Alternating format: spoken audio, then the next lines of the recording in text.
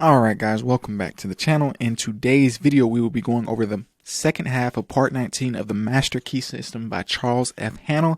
And as you guys know, in these types of videos we always go over questions and answers, questions in the beginning and the answers towards the end of the video.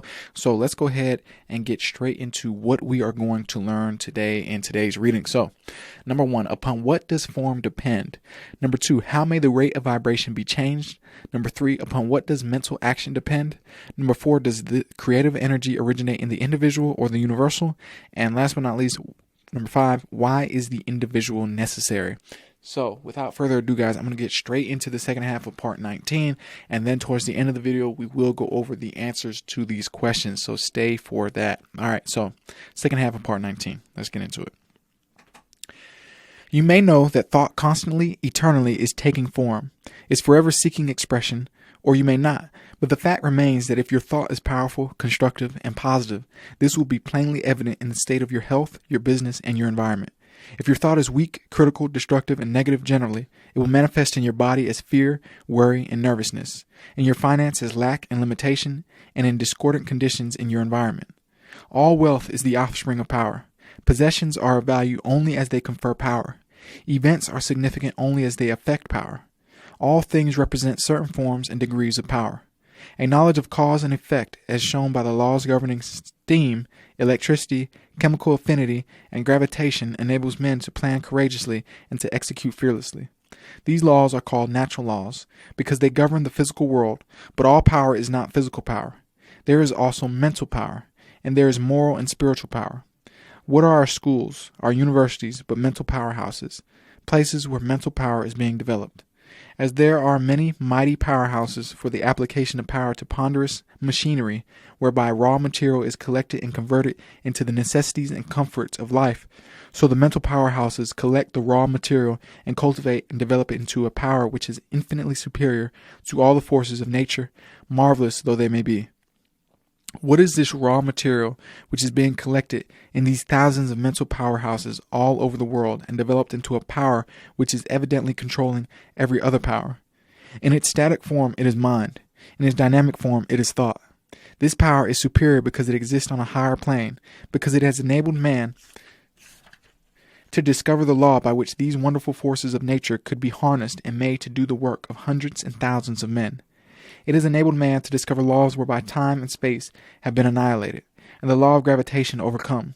Thought is the vital force or energy which is being developed and which has produced such startling results in the last half-century as to bring about a world which would be absolutely inconceivable to a man existing only 50 or 25 years ago.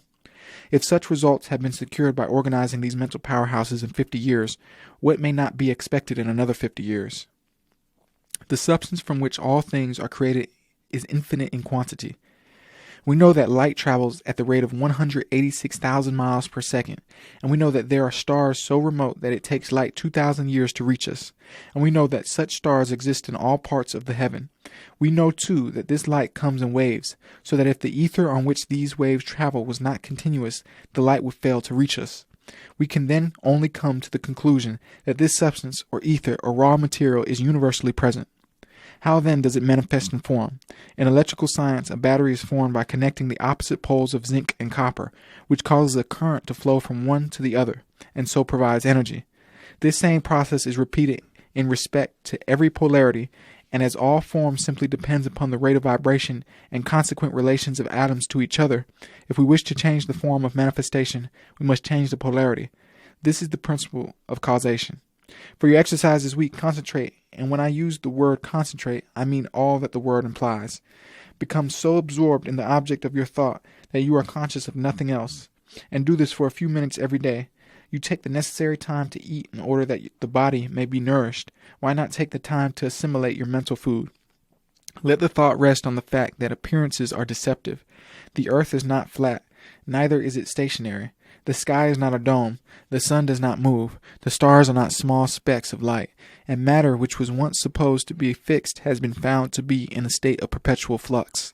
Try to realize that the day is fast approaching, its dawn is now at hand, when modes of thought and action must be adjusted to rapidly increasing knowledge of the operation of eternal principles.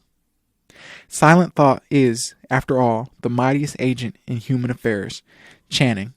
All right, guys, so that was the second half of part 19. So let's go ahead and get right into the answers of these questions. So, number 1, upon what does form depend?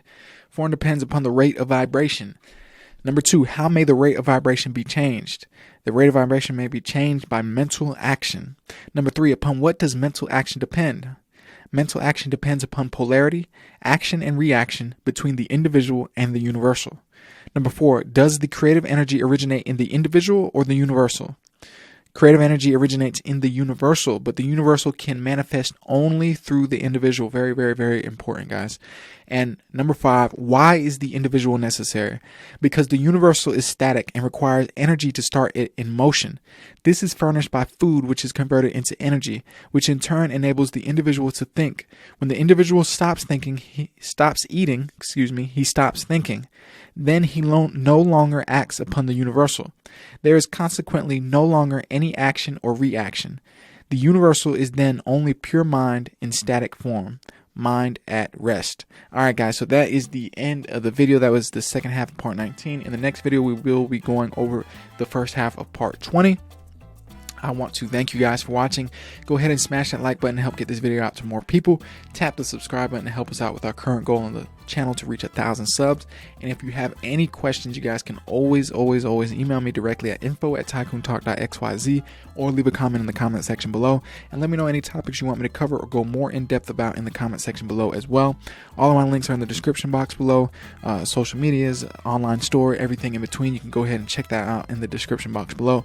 And if you enjoyed this video, check out the other videos on my channel where I talk about how to make money with cryptocurrency, fixing your credit, the financial markets, and much more. A whole bunch of cool information on my channel, guys. So go ahead and check that out. Scroll over to the playlist section and you will see everything organized nice and neat there for you. And as always, my friends, I want to thank you once again, and may infinite abundance flow to you now and forever. I will see you guys again in the video tomorrow. Peace.